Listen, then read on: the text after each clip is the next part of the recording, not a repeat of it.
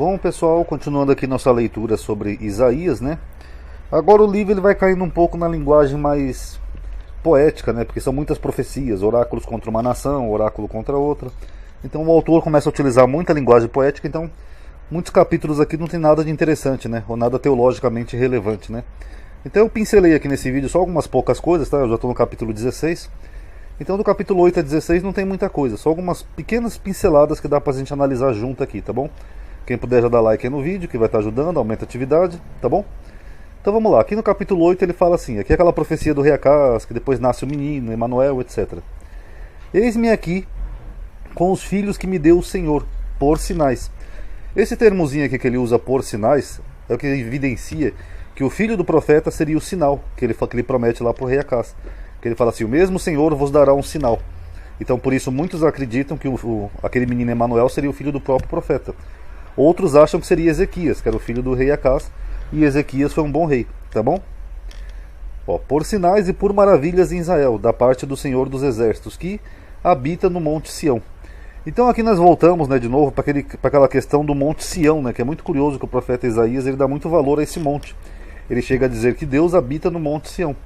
O que é curioso, né, porque em outros livros fala que Deus habitava lá no templo que Salomão fez, né, seria a casa do Senhor, né, a casa onde o Senhor habita, etc e tal. Mas Isaías parece que discorda, né? Ele fala que Deus habita no Monte Sião.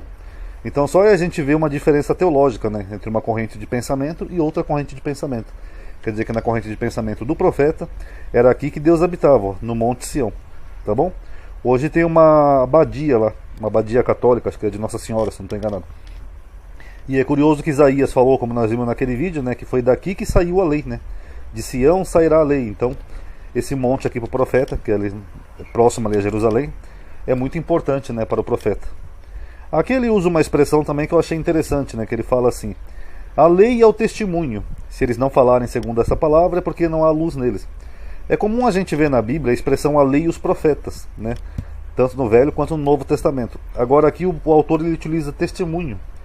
Então a gente não sabe se o testemunho aqui seriam os profetas ou ele está se referindo a outra coisa. Mas o mais provável é que sejam os profetas mesmo, que ele fala a lei e os profetas. Se eles, no plural, poderiam ser os profetas, não falarem segundo esta palavra, que seria a palavra da lei, é porque não há luz neles. Aí aqui no capítulo 10 diz assim, ó, com a minha mão alcançou os reinos dos ídolos, que seriam aqueles povos vizinhos que tinham seus ídolos, né, seus deuses, cujas imagens esculpidas eram melhores do que as de Jerusalém e do que as de Samaria. Então isso aqui me chamou a atenção, né, que Deus aqui está falando que a mão dele alcançou aqueles reinos que tinham ídolos, que as imagens deles eram melhores do que as de Jerusalém e de Samaria. O que nós entendemos aqui então? Que tanto em Jerusalém quanto em Samaria tinham ídolos. É isso que o autor está dizendo, ó, que as imagens eram melhores do que as de Jerusalém e do que as de Samaria. Aí ele fala assim, ó, porventura como fiz a Samaria e aos seus ídolos, não faria igualmente a Jerusalém e aos seus ídolos, dando a entender que ele ia destruir esses ídolos que haviam em Jerusalém, tá bom? Mas é curioso que o autor informa que havia sim muitos ídolos em Jerusalém, tá? Porque aí tirem suas conclusões. Aqui no capítulo 14 ele fala assim, porque o Senhor se compadecerá de Jacó, e ainda escolherá Israel e os porá na sua própria terra, e ajuntar-se-ão com eles os estrangeiros, e se chegarão à casa de Jacó. Geralmente quando a Bíblia fala de outros povos, na Bíblia hebraica, eles usam o termo goim, que significa nações, povos, e também se refere aos judeus que estavam em outras terras. Mas aqui eu achei engraçado que o profeta Isaías ele usa o termo ger em hebraico. Aqui, ó, aqui tem o gimel e o resh, ger. E o termo ger não é goim, o termo ger é literalmente estrangeiros, quem peregrina em outra terra. Então nós temos duas hipóteses aqui. Pode ser que ele esteja falando de estrangeiros, de não judeus, ou pode ser que ele esteja falando mesmo de judeus que peregrinavam em outras terras, porque esse termo aparece como por exemplo aqui em Gênesis, ó.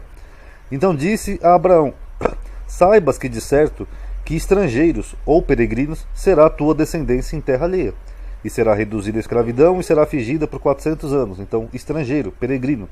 Então aqui ele está falando do povo judeu que peregrinava para uma outra terra. Pode ter o mesmo sentido aqui em Isaías. Agora se não tiver o mesmo sentido, aí fica uma coisa meio contraditória, né? Porque nós vimos lá em Neemias, por exemplo, que ele proíbe o casamento com estrangeiros, que ele atribui aquilo à queda de Israel. Então fica meio estranho, né, os estrangeiros se unirem aqui à casa de Israel. Agora, o mais provável, então, dentro do contexto, seria que fosse realmente judeus peregrinando por outras terras. Aí aqui ele fala assim, ó, no ano que morreu o rei Acás foi dada esta sentença. Aqui ele está falando de uma sentença contra a Babilônia. O que me chamou a atenção aqui é que depois que ele dá a sentença, é que ele fala que foi no ano que morreu o rei Acás. Porque quando o rei Acás era vivo, a Babilônia não tinha invadido ainda Israel. Ela invade pós Ezequias. Então eu achei curioso isso, que dá a entender que o autor está escrevendo depois dos acontecimentos. Aí alguém coloca algum tipo de errata ali, algum tipo de meia-culpa, né? Para dar a entender que foi antes. Olha, foi no ano que morreu o rei Acás que foi dado essa sentença. Tá bom? Então aqui é só essas pequenas pinceladas, tá, pessoal? Porque não tem muita coisa interessante. Depois eu vou continuar analisando mais aí nos outros capítulos a partir do 16 de Isaías, tá bom?